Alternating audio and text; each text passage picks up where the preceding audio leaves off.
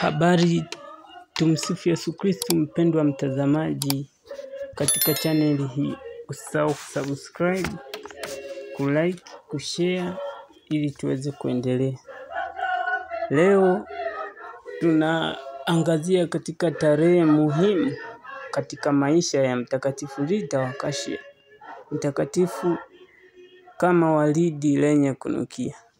Mtakatifu Rita wa Kashia alizaliwa tarehe 22 mwezi wa 5 mwaka 1377. Alizaliwa Roccaforena, Italia, kwa wazazi Antonio Mazzini na Amata Feli.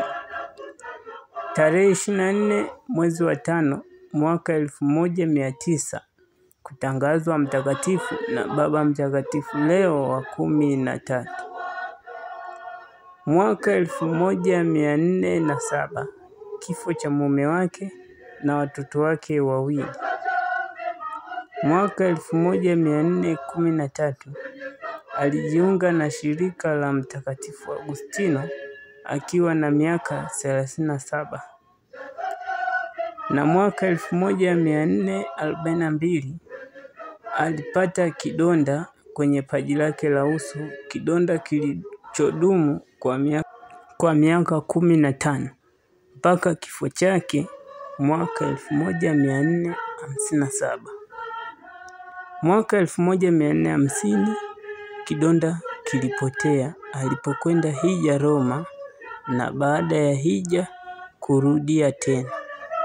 Mwaka 1453 hadi mwaka 1457, miaka mitatu ya kuugua sana na kupata mateso mengi. Na tarehe 22 mwezi wa 5 mwaka 1457 kifo chake. Mpendwa mtazamaji, cha kushangaza, tarehe 22 mwezi wa 5 mwaka 1357 Mtakatifu Rita wa Kashia alizaliwa, lakini tarehe hiyo inaadhimishwa alifariki. Tarehe 22 mwezi Mei kila mwaka ni sikukuu ya Mtakatifu Rita wa Kashia katika Kanisa Katoliki.